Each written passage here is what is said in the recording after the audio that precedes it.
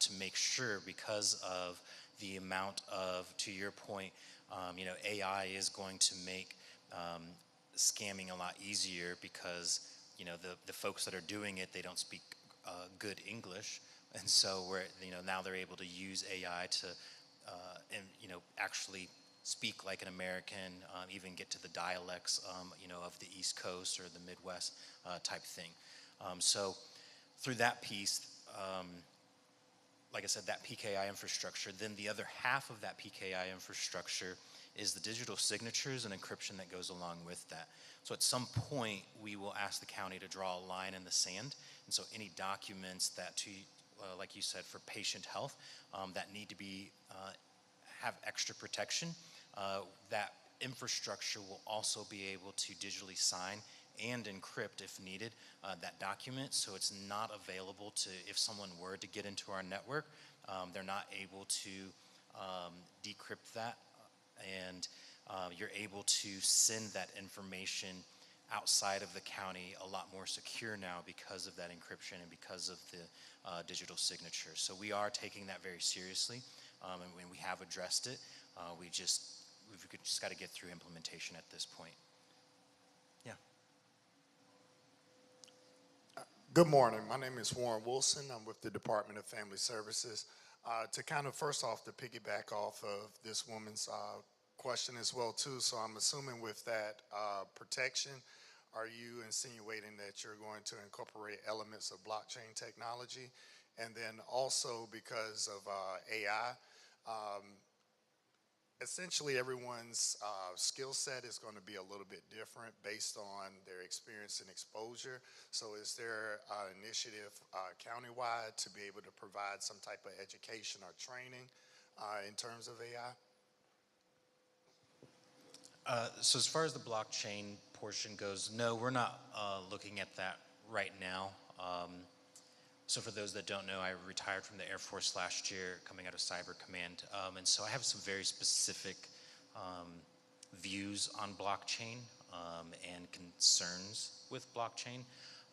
So I would say, from my perspective, it's not anything that is going to be useful near term. I think it's got some maturing to do before it can be seriously considered for encryption and things like that. So that's my answer to it. And so, and we often have a discussion.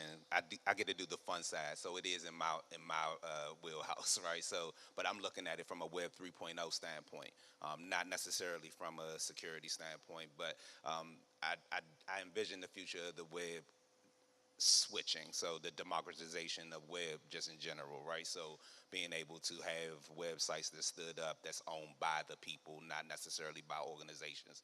So I'm personally invested through my side of the OIT house with investigating how we can use Ethereum and start writing Ether against it. So, but again, not in the immediate roadmap. To your second question, this is part of the reason why we're here today, is literally to start that education, giving people a platform to ask questions so that we can get the feedback to know what trainings are necessary. We do have in our Know Before training system some AI coursework, but we are working with the governance team to ensure that we roll out a curriculum to make sure that people do get up to speed. One of our panels is, of course, on workforce development. We also have one on education, specifically around higher education. I'm a huge proponent and user of tools like Coursera and Udemy to ensure that I stay above the curve. But these types of trainings are going to be necessary to make sure that we stay in the forefront and competitive. So, great question.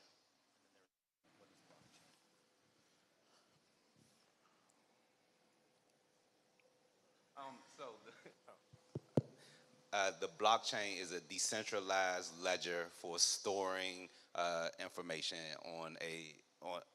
across the board. So basically, there's a system called proof of work for creating a hash to be able to store. I can't believe you got me talking this technical.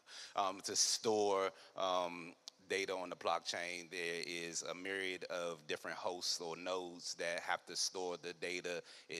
In order for you to attack a blockchain, you have to have at least 51% is what they say is the amount of nodes that you have to attack at the same time. Is really 50.0000001% of the blockchain.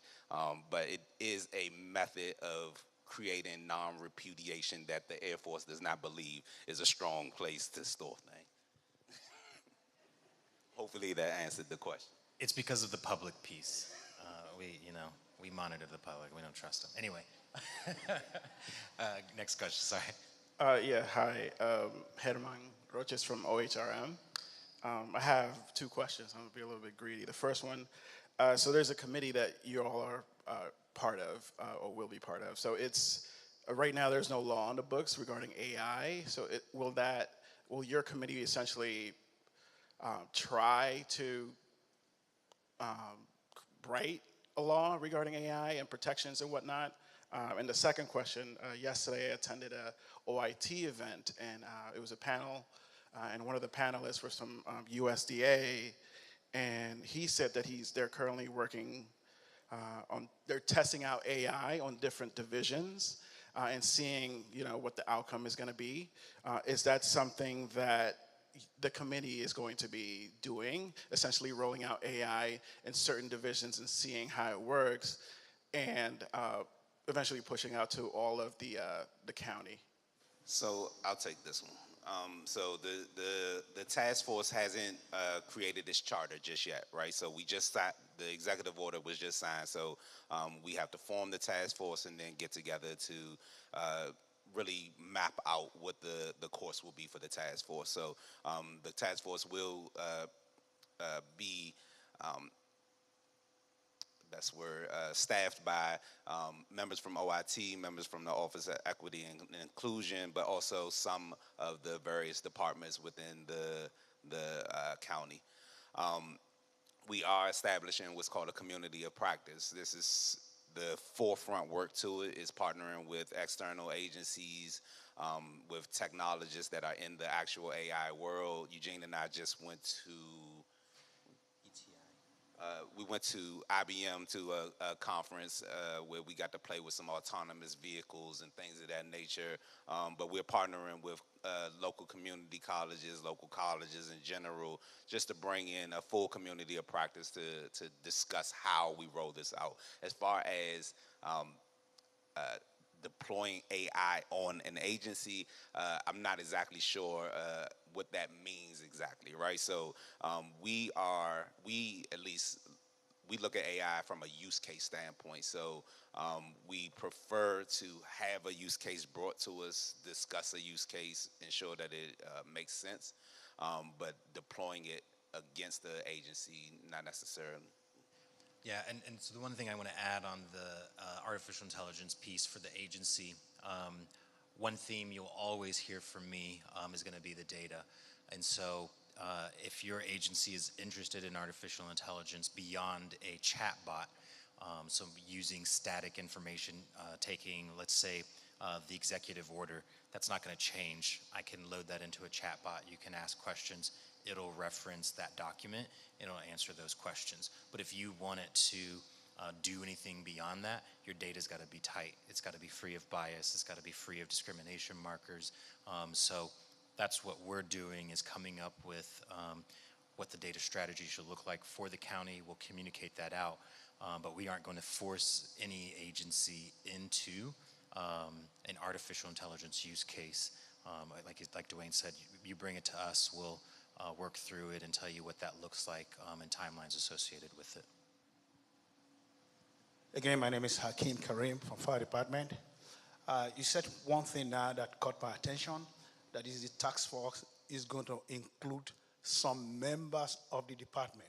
My suggestion is, if you don't mind, why don't it be at least IT managers of all the departments, and department that does not have IT department, at least somebody from that because of the interrelationship between all the departments. They need to be up and doing and be aware of what is going on with this technology. That's my suggestion. And that's good. And so, we've got work to do with the CAO and the deputy CAOs, and then obviously the directors to figure out what that composition is going to look like. I don't think anyone right now in the county knows what that's going to look like, but probably later this month, I think we'll start having that conversation. But I agree. I think having as many stakeholders will be ideal. This will be our last question so that we can transition into our next speaker. Hi, I'm Cam Red from the Department of Public Works and Transportation. I'm wondering if we are considering making our own generative AI specifically for our county and, training it to do what we want it to do. So we just left Capital Technology University. Thank you. So Eugene is actually getting his PhD there, so he remembers. So we went there last week and met with some of their AI team, their engineering team. They actually have a model called Olama, where you can actually download your own model that is based off of Facebook's Llama model. So we are investigating the possibility of that. So big picture, these non-open source models are like the OpenAI and things of that nature are models where you throw your data, it gets ingested, they keep it forever. What we are looking for, part of the reason why we are so concerned about data categorization and things of that nature, is to ensure that we don't get into a space where we're putting data that should not be ingested by the public in it. So one of our goals is to have our own model, but it is something, a large language model isn't a small undertaking. You're talking billions of parameters and things of that nature. So us as a county having the infrastructure and or budget to create our own model is less than likely. However, fun fact is that I program every day, right? So I make sure that I'm developing against everything that comes out. Like I mentioned, I'm on Coursera and whatever else I can to try to stay in the forefront. So I have been doing some neural network programming, some robotic stuff. So it's like I said, the undertaking for us to create a model that would be useful is slim to none with that thought process. However, the open source models that we can bring into our environment that is no longer connected to the rest of the world is a direction that we're looking to get into. And the only comment I'll add is, like we said, we are already meeting with industry partners in the county and in the region. Some of them are in the audience today, so feel free on my behalf to poke them and ask them, what are they going to give us for free? But no, so we are working with them to figure out what grants are available, not only for training, to your point, but to make us the premier county for leading in this space. So, okay.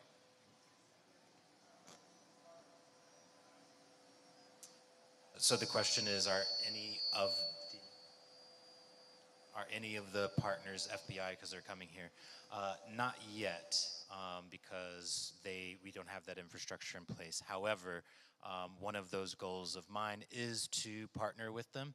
I've worked with them for quite a while in my previous experience and role, so I think that it'll be really good for us to any federal agency that we can partner with, we're definitely going to do that.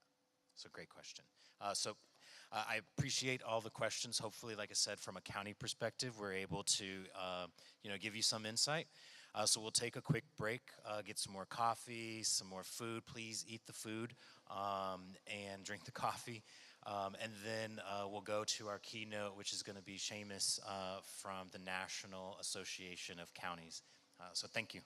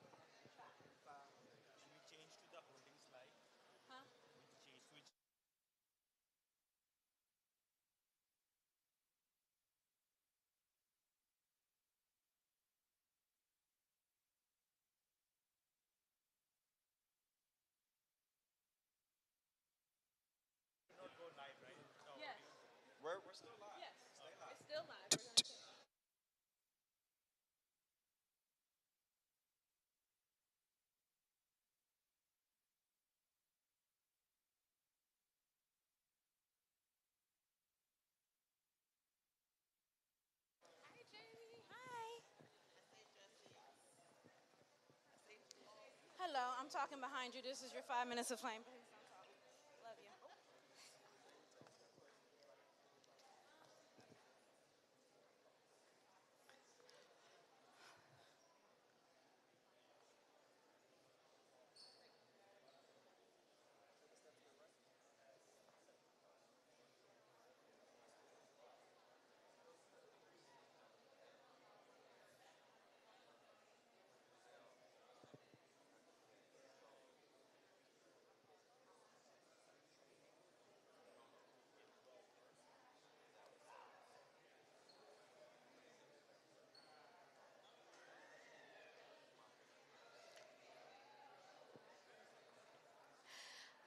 Good morning, good morning, good morning. My name's Jamie David, and I just want to welcome all of you watching online, and I hope you're enjoying our AI workshop.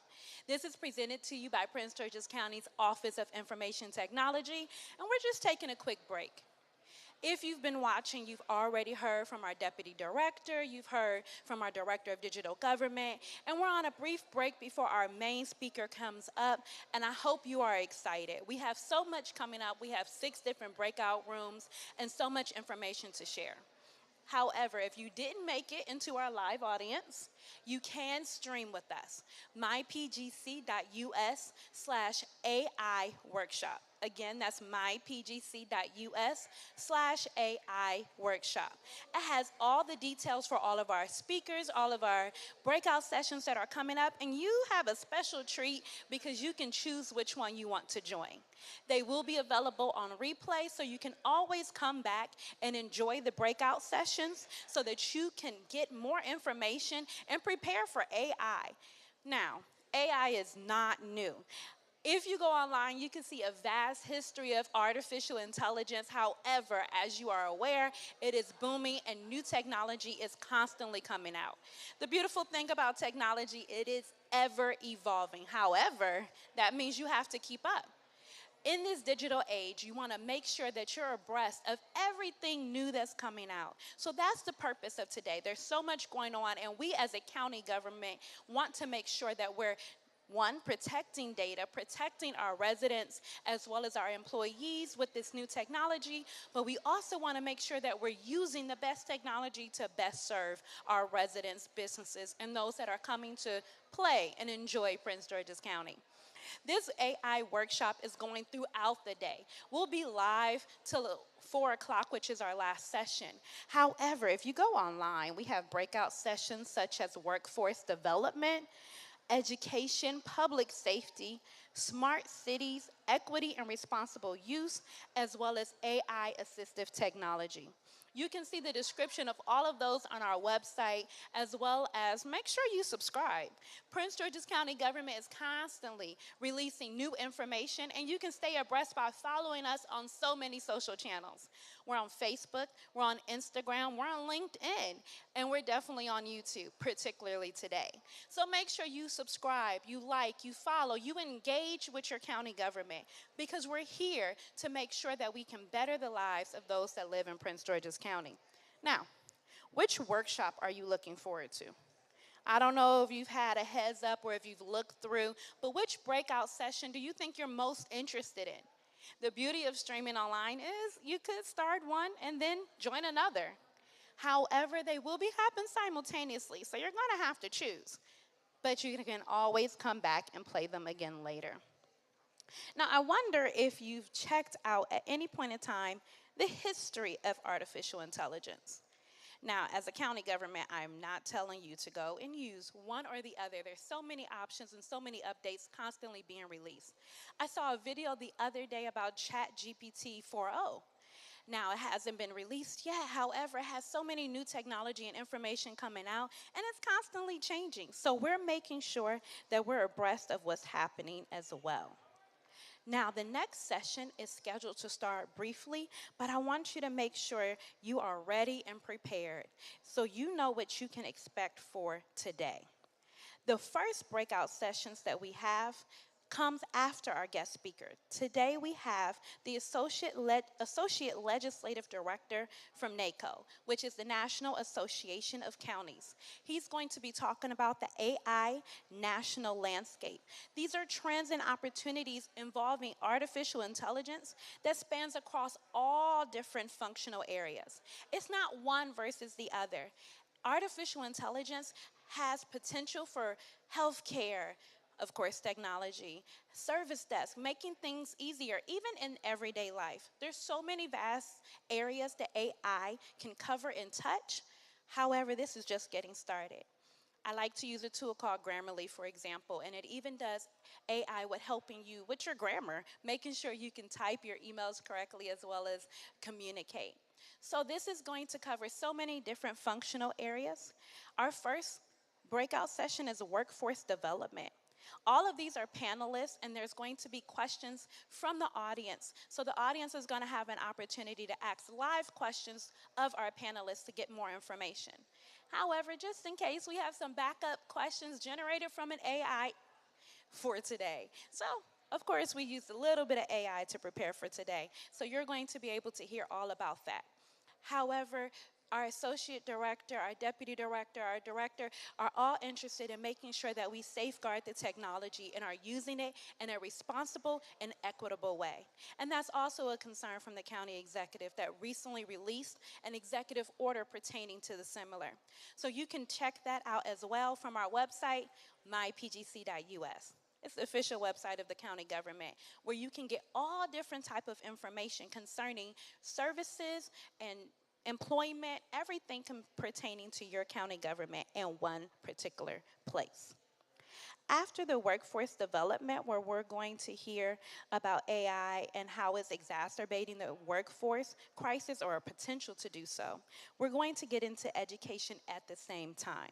They're going to be discussing strategies for integrating AI in teaching, learning, administrative processes, and it's going to focus on ethical use and accessibility. It's key that people from all different walks of life as well as challenges can access information, whether they're needing a screen reader or whatever type of limit that they're facing at that particular moment, because not all disabilities or accessibility challenges are long term. We want to make sure we're using it in a responsible way. I don't know, maybe you're looking forward to the panel discussion about how it can apply to public safety. It's going to talk about how it can be used in fire and police departments as well as medical services and safeguarding lives as well as infrastructure. We may not always think about infrastructure as a key element for safety, but it definitely is.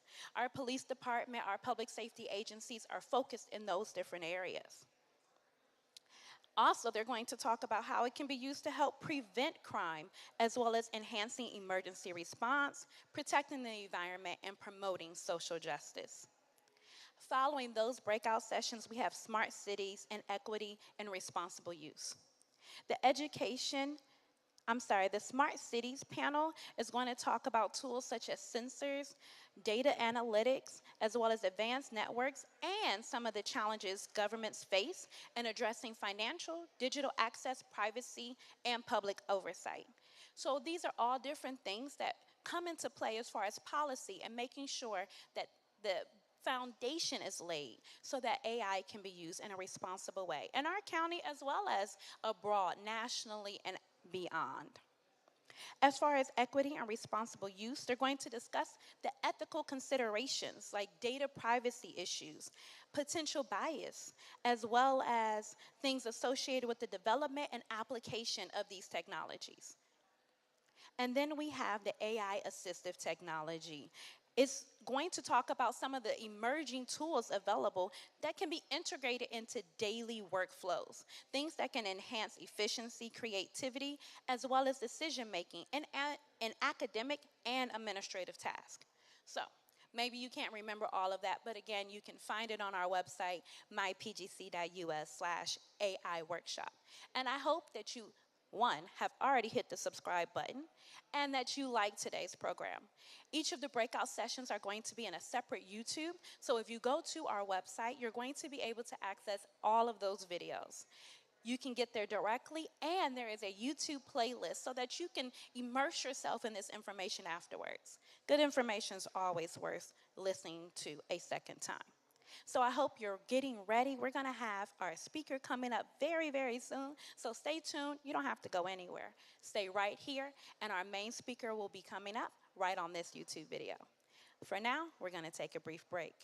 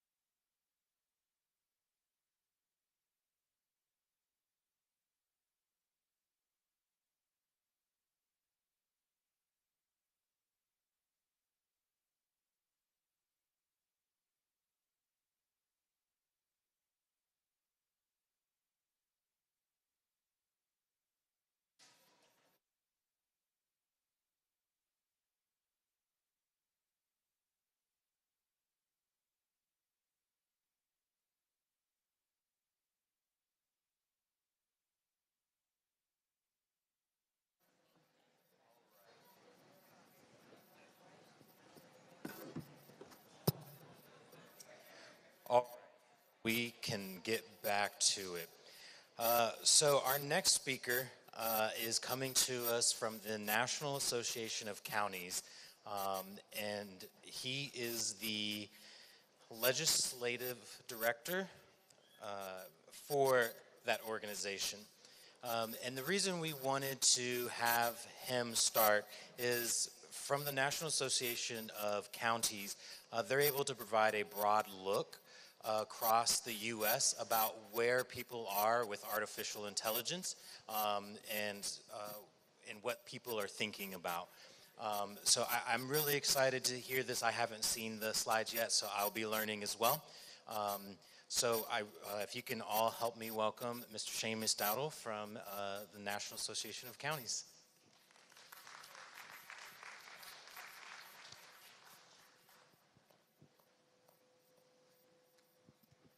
Here's the clicker, of course. Thank you so much.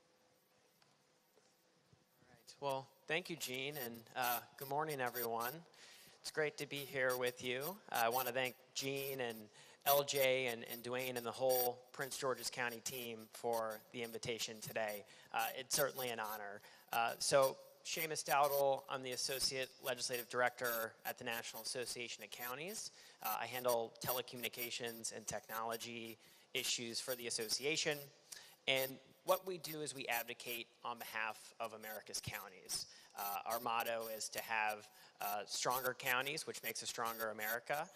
And there's a lot of reasons to believe why counties are absolutely essential to a functioning society in today's modern world.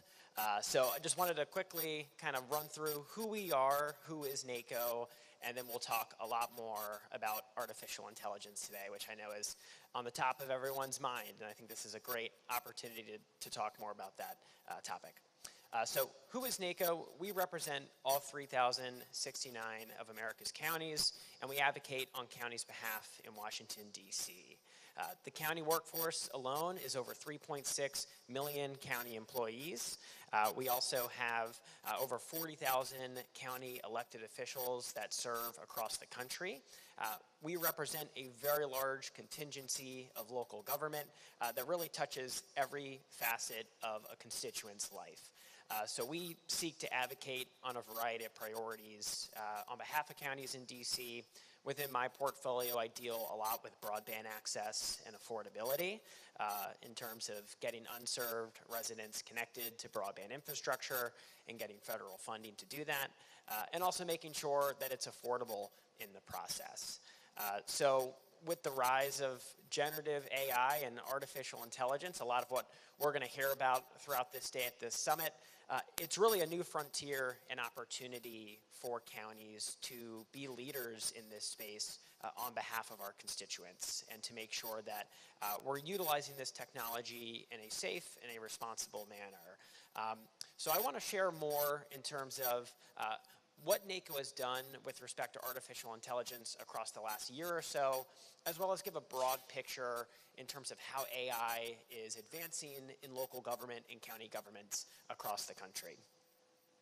So this is a bit of a kind of walkthrough of what I'll share today, which is really three main points, as I mentioned. I'll dive into NACO's artificial intelligence work, and we've actually established an exploratory committee of our members who have been exploring the broad range of AI across the last year.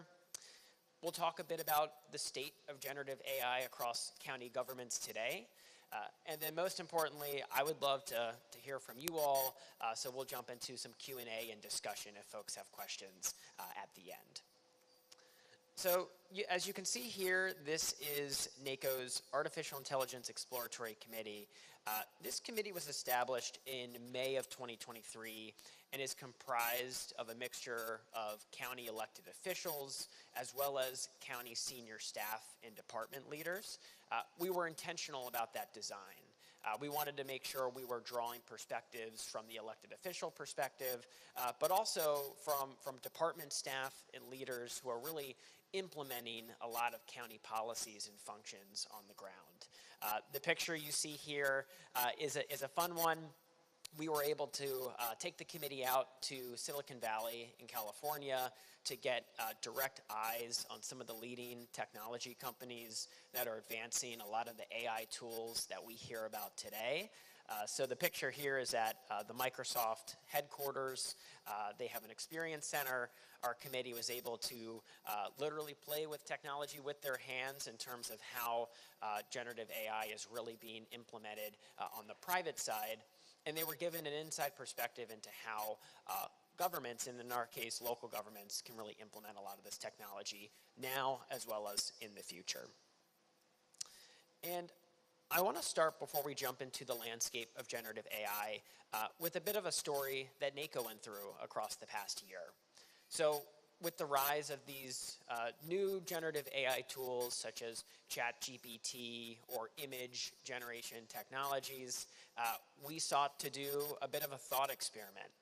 For a long time at NACO, we have been interested in producing easy-to-read literature for children to better understand who are counties, what do we do, and what are our functions. This was a long-time project that we had always kind of tossed around, and with the rapid pace of generative AI kind of coming onto the landscape, we saw an opportunity to pursue something, and that was to produce a short-form children's book on exactly who counties are and what we do. So what you see here is the cover page of the children's book that we produced entirely using generative AI technology. And what could have taken hours to author this book, to write drafts and reiterate those drafts, and to produce all the images and graphics that you see, this entire project took about an hour and a half to produce the full draft version.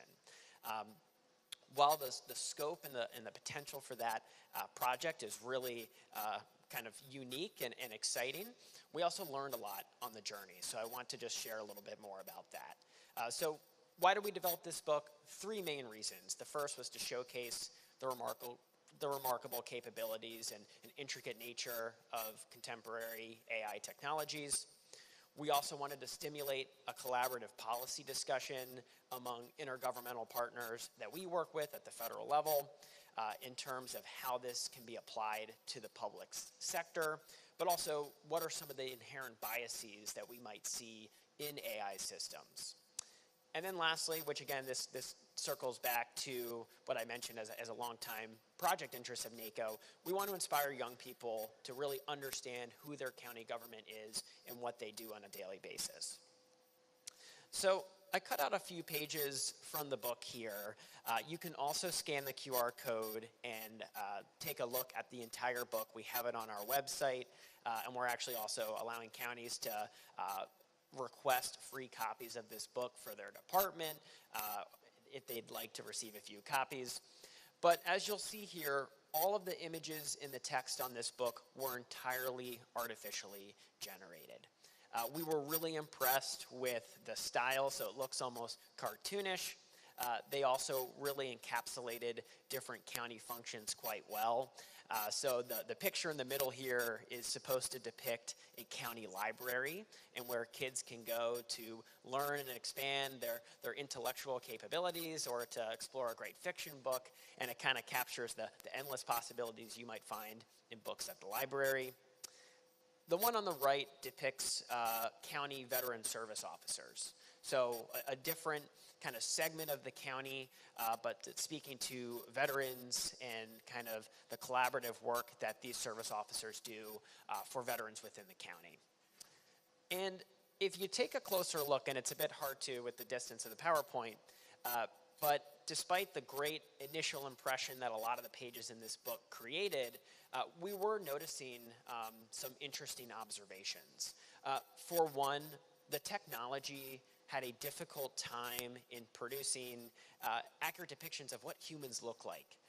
So for children as well as adults, oftentimes facial features may be distorted, and we found that despite prompting the tools to make the person look more real or to remove an eye that might not be in the right place, it had a very difficult time doing that, and it took a lot of practice to get to the point where we did, where the faces were improved, but maybe not perfect. There were also interesting observations with producing characters on the basis of your racial or ethnic identity. We found that it had a very difficult time creating a depiction of Native Hawaiians and Pacific Islanders.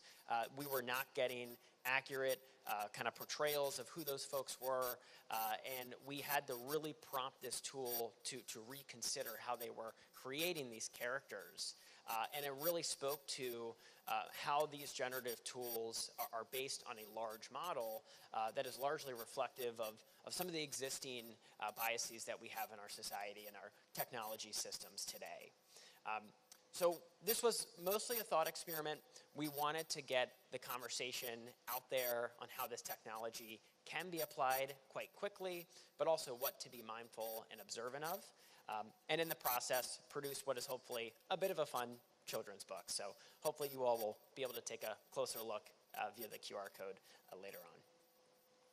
So moving into NACO's AI Exploratory Committee, this committee was chartered to discover key takeaways and perspectives on how AI can transform local government. And our committee members across the last year have identified benefits, challenges, and opportunities for AI.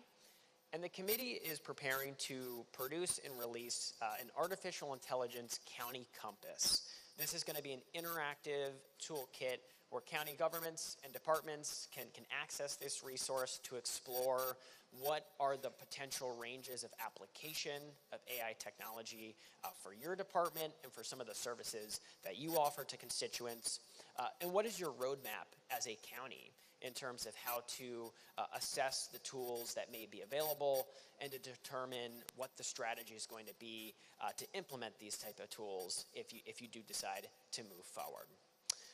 What you see here is a primer on AI that the committee released in February because we wanted to start with a set of definitions.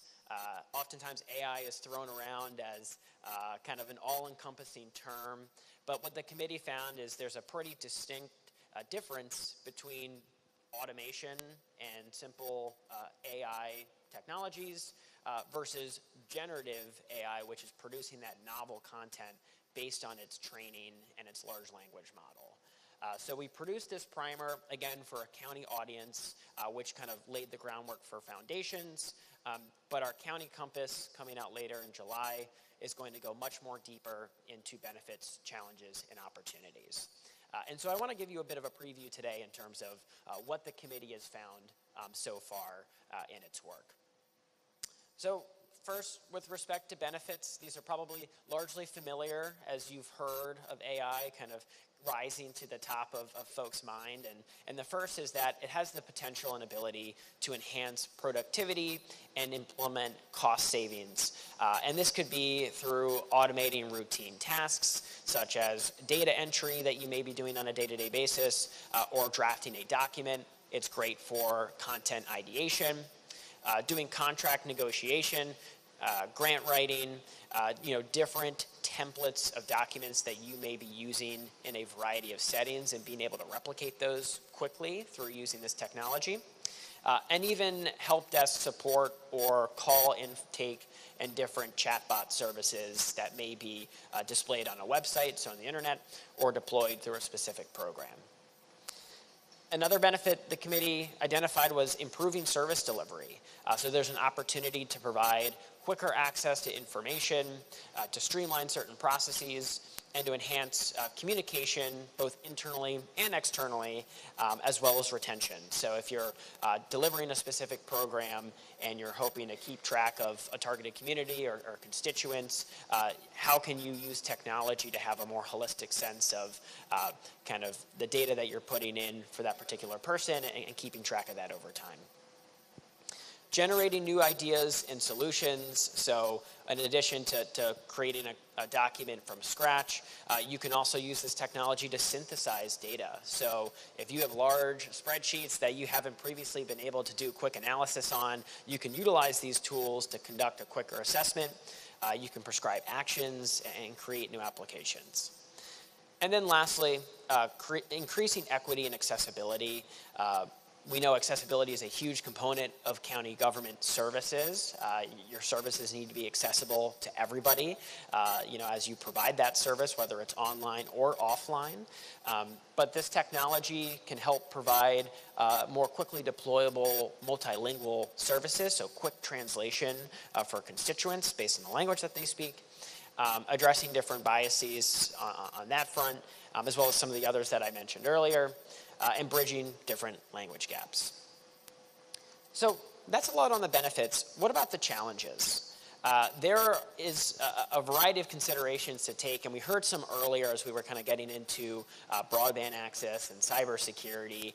But at the highest level, the biggest challenge is ensuring that you have an adequate governance structure and accountability model for the implementation of generative AI. So this involves making sure you have pretty clear policies on where you can and should apply this technology and where you may not want to. A great example we heard during the last panel was any personal information or HIPAA-protected information and data. You really want to be mindful about where this is being applied because what data you put into the tools often become available more broadly, and you want to be very mindful about that data. The second is protecting security and privacy. And this really takes an internal assessment of existing data systems that you have to make sure that they are properly protected. And of course, respecting data ownership and consent for individuals that may want to use these tools to access a government resource or to get more information. There's the potential for copyright issues. So, when you're utilizing a tool, is it potentially creating a novel piece of content based on something that someone else produced? So is it learning from someone else's art to produce something that's materially similar to the degree where it may be copyright? And we can talk a little bit about that in just a bit. Validating the accuracy of information that's being returned. So, if you're using a ChatGPT or a different chatbot and you're asking it for whether a piece of information is real or false, one of two things can happen. Either the tool will report correctly based on a source that it found, the information that you're requesting, or if it's in a position where it's generating new content, it may do what you may have heard as a hallucination. So it is answering your question confidently, but it may not be the correct answer. And so you oftentimes have to validate the information that you're getting from a generative AI tool. Preventing bias and ethical issues, once again, this was a challenge that came up regularly. And this can be done by auditing the tools that you decide to use to make sure that they are fair, that they are accurate, and that they're disclosing any involvement or limitations that may be inherent within the model. And then another challenge is just managing change and trust. This is, again, a new technology, and whether it's being deployed internally within the county or externally with constituents, it is going to be an educational process. What the committee heard throughout its last year is that the learning curve for generative AI for the average individual is upwards of 6 months. So you have to keep that in mind as you're considering utilizing this internally and are beginning to prompt these tools and learn how the systems respond, but also for constituents who may be interacting with these tools for the first time when they're requesting more information on a county program or seeking to get more information. So given the benefits and the challenges, what are the opportunities? So the first is enhancing social services. The hope and the goal throughout many of our committee members as they kind of heard from private partners and conducted this exploration is that they can help constituents identify and access resources, track their performance and engagement over time, and provide early intervention and or crisis support in conditions in which a program is dealing on that front more effectively. They can also improve public safety and security. There are a variety of technologies out there already on AI itself, but also thinking about cybersecurity.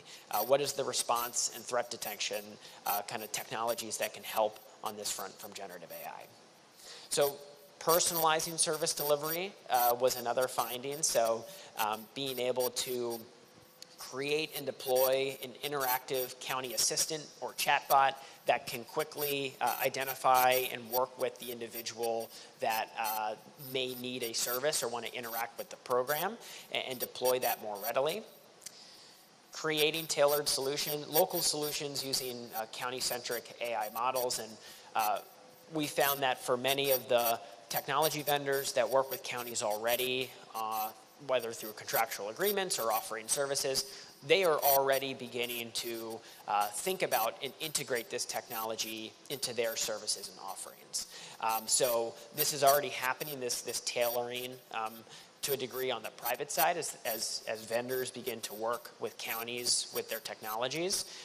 But also the county can think holistically about what is going to be most relevant and responsive to community needs. And then lastly, AI can certainly help utilize forecasting so that counties can direct resources to the greatest needs for their residents. So as a part of the committee's work, I want to jump into kind of a general survey of where are counties today in terms of AI implementation.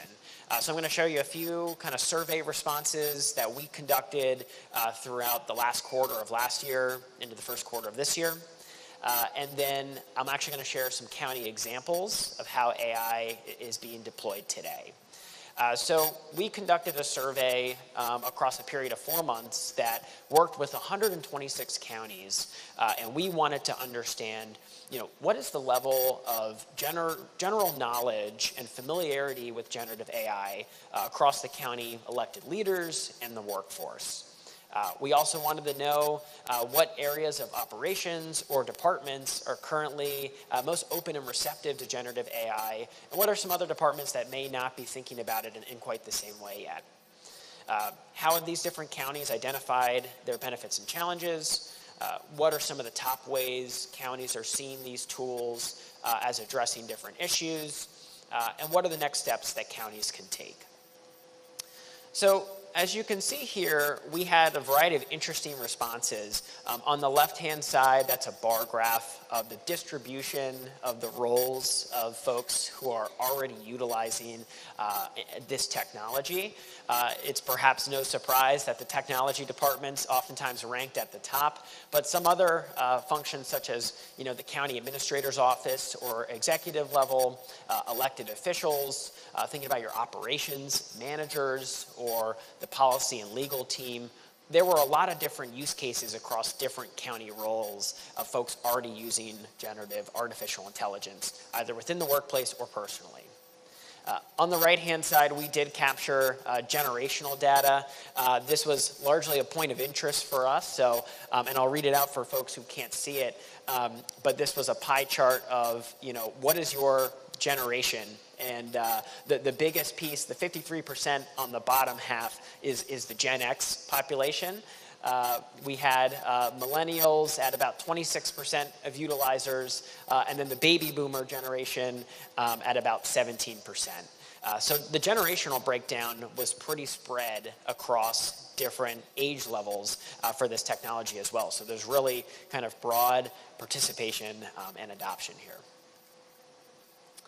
So what were some of those specific use cases? And this is not quite getting to the county function level yet, but just individually, how are folks using this technology?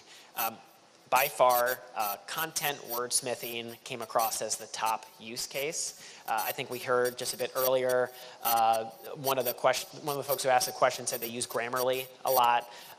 This is kind of a similar use case in that you may have produced a document or an email and you don't really like how it's phrased or worded, so you ran it through a ChatGPT tool to say, help me reframe this to make it sound more professional for an audience of X, Y, or Z.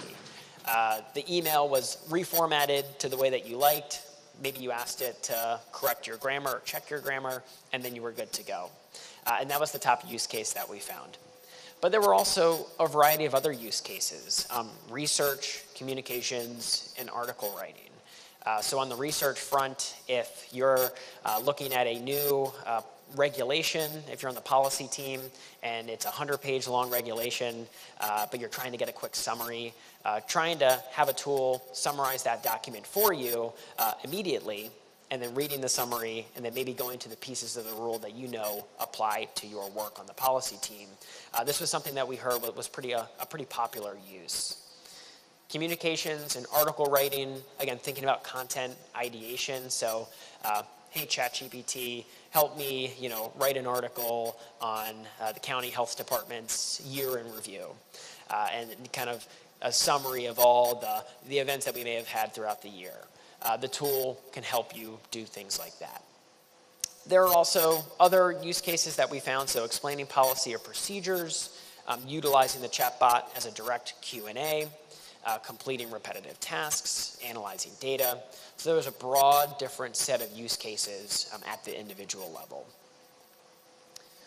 So given this landscape and the level of interest and utilization, how are counties approaching this topic? There were a variety of responses that we got. About 26 of the survey respondents indicated that their county has created a generative AI task force or study group. And this is a great first step to get a broad assessment of kind of how this technology will be implemented. We also saw that about 12% were beginning to articulate either internal or external policies for how generative AI should be used. So whether it's internal, so thinking inwardly to the staff and how to use this technology with the county operations, or externally setting a policy resolution through the Board of Commissioners in terms of how this technology should have guardrails around it, things like that. 20% of respondents indicated that their county planned to include generative AI in their next year's technology budget. So beginning to account for the fact that this technology will soon be visible in enterprise products that the county may already be using, and accounting for that. 32% indicated that they see this as an enhancer of existing workforce practices and activities. So how can this technology enhance an individual's kind of broad workload so that they're doing less of the repetitive tasks and more of the creative work that many workers report that they want to be doing on a day-to-day basis. And then about 20% indicated that their state has already provided guidance on generative AI, and this was specific to local government officials, but also more broadly local governments in terms of how they can utilize this technology. So, given some of those statistics, what are some of the steps that counties are taking? They're researching those benefits, risks, and considerations. And that can take many forms, one of which is certainly having a day-long event like this, like a summit, and I think that's a great example of that. But they're also developing policy and guidance, forming that committee and task force, and having different training and educational opportunities. In terms of top opportunities with the county workforce and service delivery, it comes down to increasing efficiencies within county operations, improving the recruitment and retention process, county savings with automations of those routine functions, and then improving the accessibility of services. And then we take a broader scope at the state level, and we see a lot of the same planning activities for guidance and development, committee task force, and sharing information. So what were some of the things that we heard from counties in particular? And this is going to lead into some of the county examples that I wanted to share today. We had a variety of great insights from our survey respondents, and I'll kind of read each quote. But the first one is that, as local governments use generative AI, they want to make sure that they're being very mindful that open models or public models can have significant concerns around using HIPAA, CJIS, or PII data, or personal information. So being very mindful that if you're utilizing an open source model, that you're not putting sensitive data into that model as you utilize it. Another respondent said that while the possibilities of AI are tremendously exciting, we have to be careful in how we adopt this technology. You want to have a strategy in place when you're considering how to do so. Another respondent said that the stakes are just too high in terms of public trust and data security to adopt a model that is insufficiently tested. So I think there are a lot of examples, and we heard this throughout the committee's year, where counties kind of reflected and said, well, you know, when we started this committee in May of 2023, I thought we'd be standing in May of 2024 with the county already utilizing generative AI here, and there. Well, the reality is a lot of counties have taken time to really explore this technology and really test it to make sure that it's going to deliver outcomes that are going to be productive, fair and equitable, and useful for constituents, and that takes time. And then there was a quote from another respondent that they wanted to ensure that any rollout does not negatively impact the workforce. And this is a point that we hear a lot. And our committee members in particular have approached generative AI with a lot of enthusiasm and positivity. And there are benefits to help the workforce increase the work that they'd like to do and to help augment some of the tasks that they find repetitive or routine. And so this is very much so the spirit of how this technology can enhance the workforce in a positive way. A few more quotes here, and then I'll get to county examples. But again, we talked about language gaps. There was a real recognition that providing live translation and multilingual services can really meet the needs of diverse communities at a quicker pace. So by either providing that on your website or through a resident program. There was another quote here that I always find interesting. You know, AI should be positioned as a tool to augment human capabilities, not replace them. So humans will always be at the center of decision making, at the center of county policies, county functions, and working with our constituents. So the goal here is to provide and find new ways that this type of technology can augment and help support and assist what we as counties do on a day-to-day basis. And I think with that, a few more good quotes here. One is just, you know, educating counties that AI is another way to handle tasks more specifically, and that education programs for staff and residents can help address fears for AI by explaining how it works and kind of demystifying it. But what I'll do here now is share two different county examples.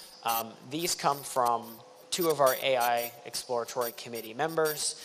The top one here is Cook County, Illinois, so the second largest county in the country, in the broader Chicago area, and then Douglas County, Nebraska. So a little bit more mid-sized, Omaha as kind of the urban center. And there are a variety of ways that generative AI, but also AI, have been implemented within the county. So in the case of Cook County, I've been talking a lot about ChatGPT today, and there are other tools that are available. But for Microsoft's ChatGPT pilot, the county actually deployed this with their help desk knowledge base, as well as their policy library, to get a better sense of training material development and to help prepare a model for being outward facing to constituents. They are not at the deployed stage yet, but they have been working with this pilot to help get a better sense of how they could utilize this technology. Google Translation Services is another example. So providing that multilingual services option for residents, using this tool for all documents as well as the county website to do a scan and make it more accessible in different languages.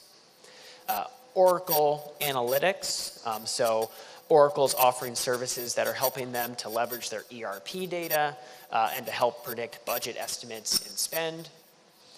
They've also deployed Microsoft Deep Learning with GIS. So this is really looking and reviewing their aerial photography to assess changes in building footprints and how GIS would work with the assessor's office to help be more real-time in response to any changes. Tyler Technologies also working with the assessor's office for exploring additional uses with respect to kind of content and document production. And then using Granicus to generate email messages via Gov delivery and generated board minutes on a real-time basis. With respect to Douglas County, a lot more of these uses are more so on the AI front as opposed to the generative AI front. but still represents how this technology is being deployed today. So within their police and emergency management department, utilizing AI for a critical infrastructure inventory process and having real-time updates to that inventory, and also looking at the egress, so the entries and the exits. With respect to 911, utilizing AI to help augment the details that dispatchers receive as they get a call coming in real time. On the legal front, increased clarity leading to more reliable use of imagery for court case exhibits. Within the health department, this was verifying swim pool locations for inspections. So this kind of gets back to the assessor's office and the aerial technology.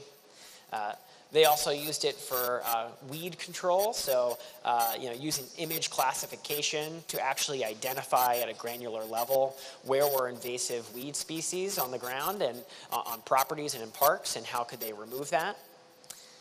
Utilizing GIS for AI and deep learning models, so coming into compliance with ADA curb ramp regulations, so making sure the physical infrastructure is compliant. Again, building footprints, the swimming pools, et cetera, and then having a mile marker inventory as well. And then with the assessor's office in Douglas County, also having confidence in screen measurements, and then the increased ability to confirm exterior details of buildings. So with some of these individual counties in mind, many counties have wondered, how can I have a strategy or a roadmap to implement AI? And this will be my last full slide, and then I'd love to kind of have any questions from the audience and just kind of talk through this a bit more if it would be helpful. But as you think about your roadmap, either countywide or within the department, and as you're beginning to explore this technology, of course, you always want to be mindful of what your county's existing policy is. But this is a roadmap that you can consider as this technology continues to come to the forefront. And the first is to really build a strategy for management. So create a set of guidelines for yourself and for your department of how you're going to manage this AI project, who you're going to work with, who you need to work with. Oftentimes it will start with your IT department and your team, but help flesh out a game plan for what that strategy is going to look like, and what is the timeline that you may be interested in terms of start to finish. You then want to identify and conduct assessments. So once you have a firm sense of kind of what your strategy is for management and what you're looking for, you actually want to go out and see what are the range of tools that are out there and available that may help me achieve goals that I want to with AI technologies. And our committee actually is putting out a list of tools that we've heard and have found to be successful with county governments as a part of our AI County Compass. Once you have conducted that identification process and assessment, you'll then want to choose key vendors and establish partnerships. So who are the vendors and what are the tools that you want to work with to help implement your use case? You'll then want to conduct a proof of concept. So basically what that means is you're taking small ideas for how you can utilize a particular tool that you may have found, identify whether or not it actually has value, so maybe do a very small test case of it internally. Make sure that it's low risk, so you want to certainly be mindful of any tool that you utilize and have the full range of understanding for how it works. And then make sure that it'll actually produce quicker results or better results, whatever you may be looking for. Once you've created that proof of concept for this particular project, you can then move into the pilot stage. So then you can actually begin to work more cohesively to kind of work through this pilot phase of making sure that this tool is going to work in the way that you want it to work. And then lastly, if and when you're ready to deploy a particular use case, and again, this can be internally or externally, really having a system in place to measure the impact of that tool over time. So with that, this is one more QR code. It just has all of our resources that the committee has put together across the last year. As I mentioned at the beginning, we're producing a county compass an AI compass for counties in July. We're excited to debut that. We have an annual conference where we'll be presenting and debuting that, and then it'll be available on our website. And with that, I think the lights are probably my cue, but I'd be happy to take any questions if folks have them. It looks like we have a question in the back. Oh, yeah, sure.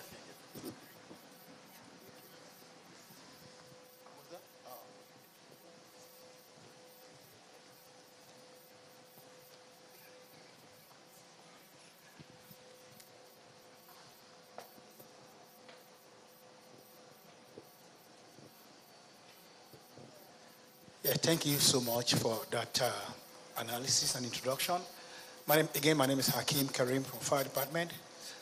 I look at this AI as something that is very huge and wide. In a simple analogy, I would take it as a big tree with so many tentacles. And this workshop to me seems to be just like an introduction.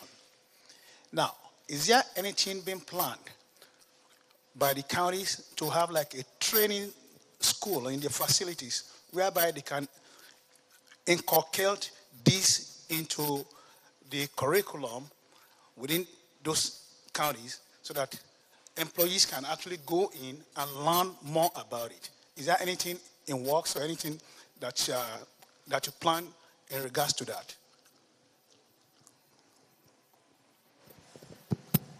Sorry. Absolutely. So that's a great question. So one of the partners that we worked with on our exploratory committee was Microsoft. And they have recently, in partnership with us and with other local government voices, have produced and released a curriculum for county governments in particular on the foundations of AI. So no matter where you are in your level of understanding and education, this course is designed specifically for counties to get a sense of what is this technology, what are the range of applications, and how can counties actually think holistically about this technology.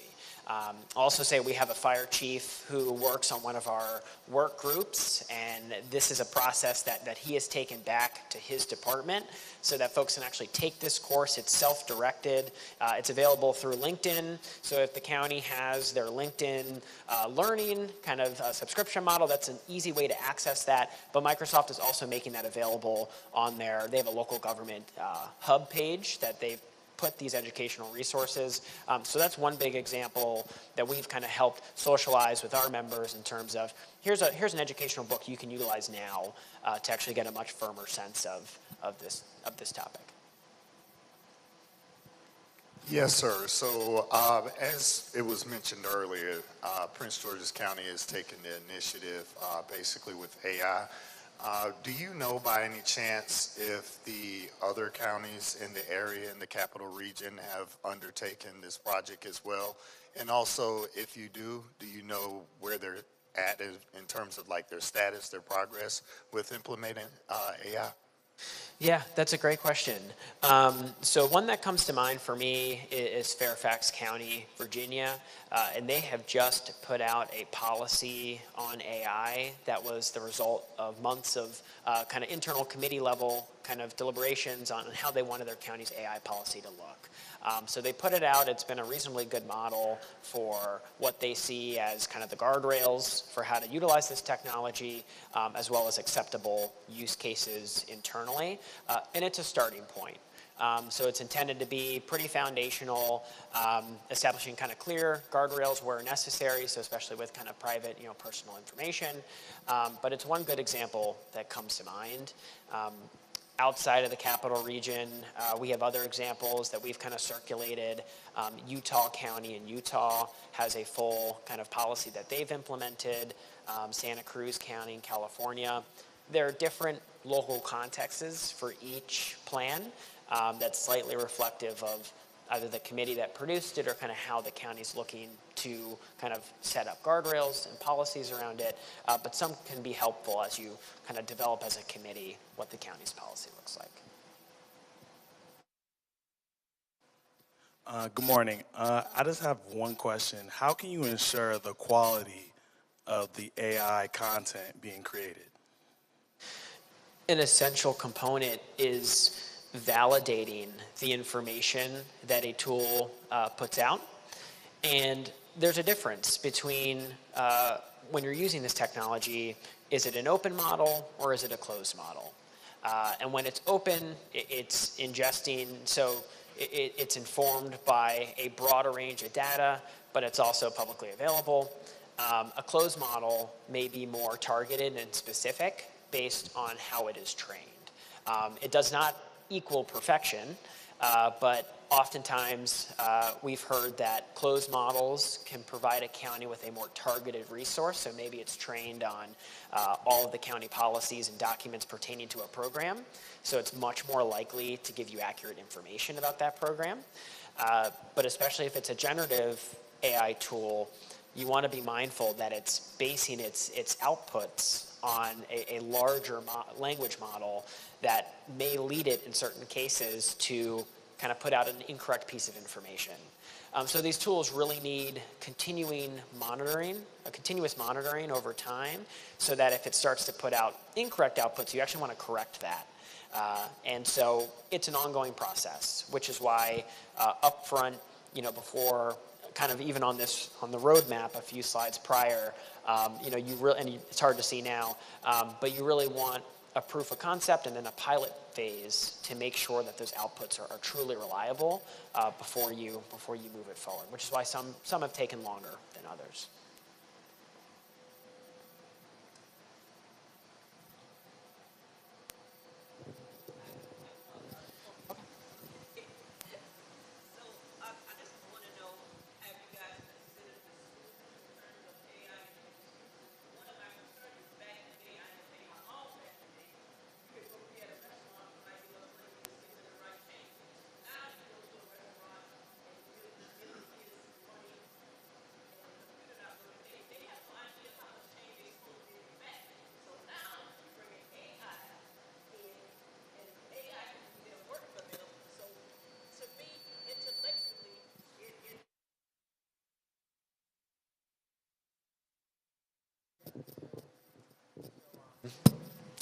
So that's a great question. So it's almost a question of, as AI is implemented, it's teaching individuals to utilize or approach a process in a certain way. So the example was, when you go to a restaurant, kind of a number of years ago, it was cash only. You brought your cash. You knew exactly how much change to give.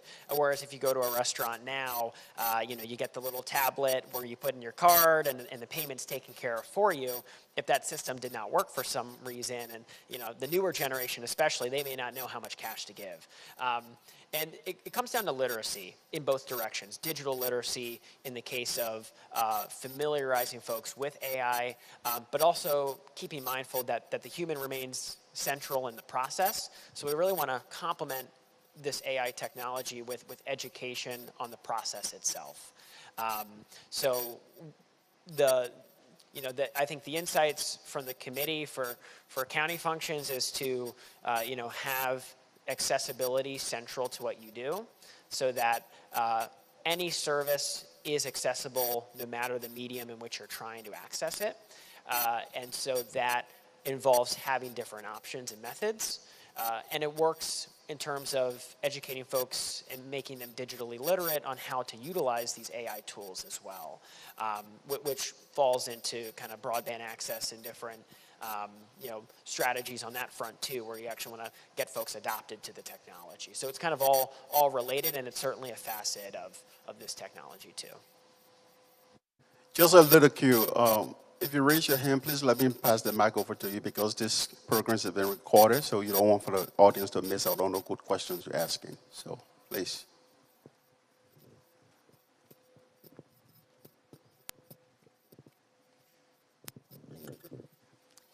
Yes, don't you think that AI although it has its very strong good point, it's dumbing America, meaning that the kids today are not using their brains for the basic stuff like reading, writing, and arithmetic.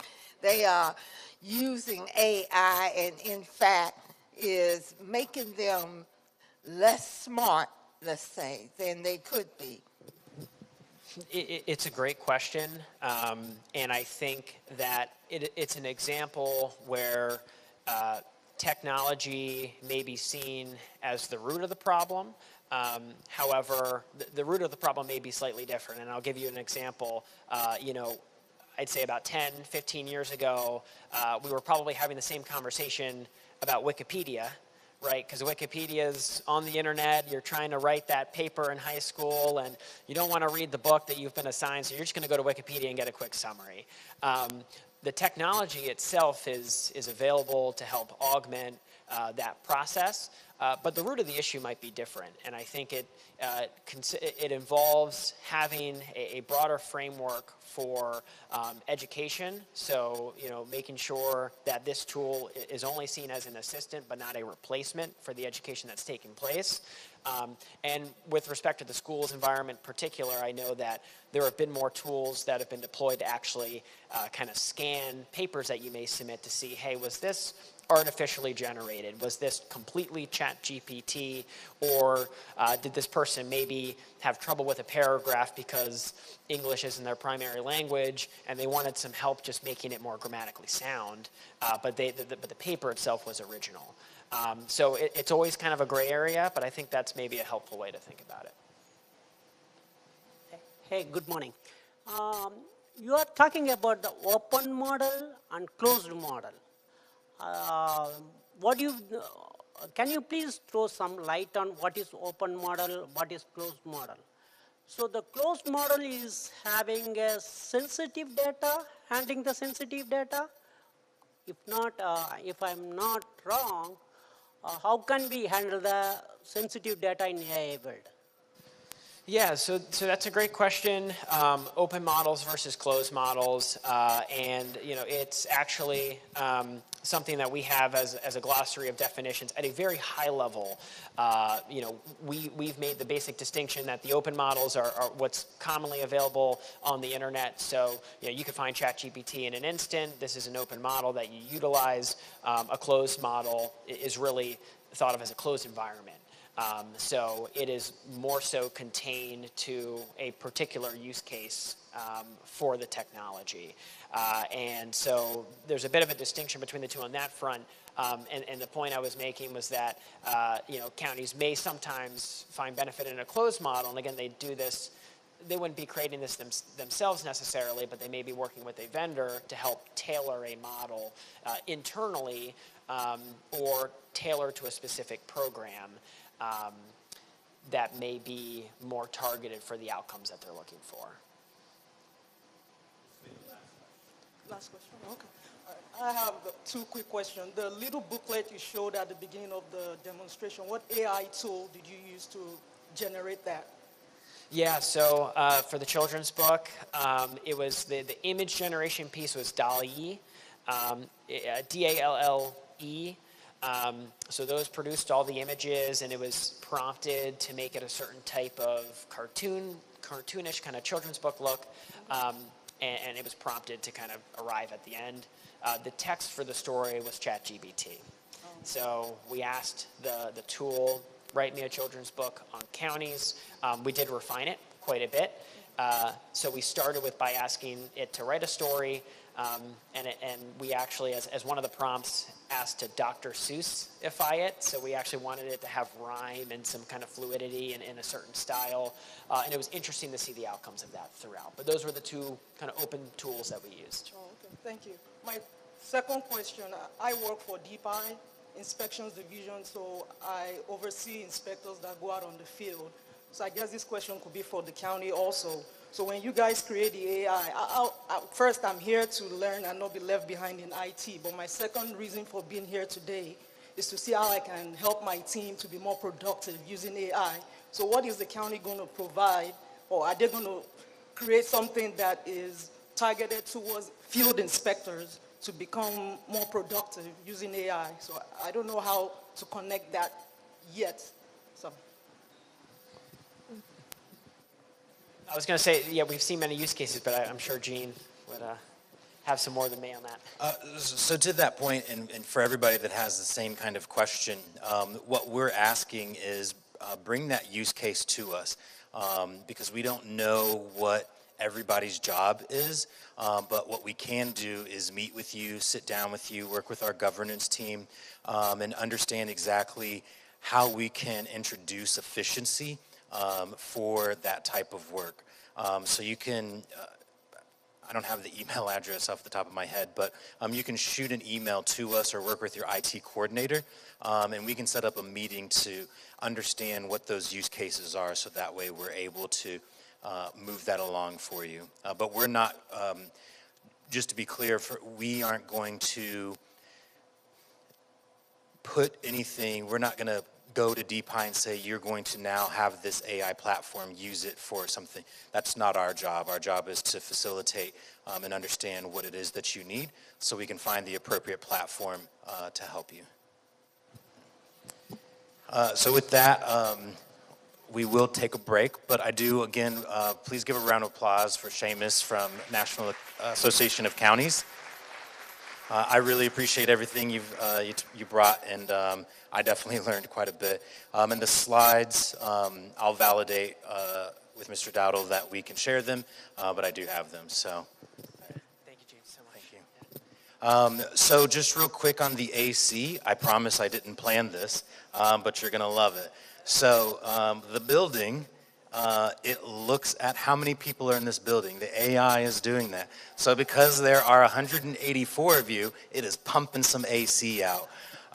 So there is a ticket in to get that turned off, up, down, whatever it is. But this is why it's important. You'll hear us say, keep that human in the loop, because it's doing what it's supposed to do. Unfortunately, we're feeling the side effects of it. So we'll take a break, and just to be clear, we'll start our breakout sessions. So in here will be the workforce development panel, and then if you go out to the gym and go to the left, to the end of the building, in our multi-purpose room, that's where the education panel will be, and that'll pick up at 11:20.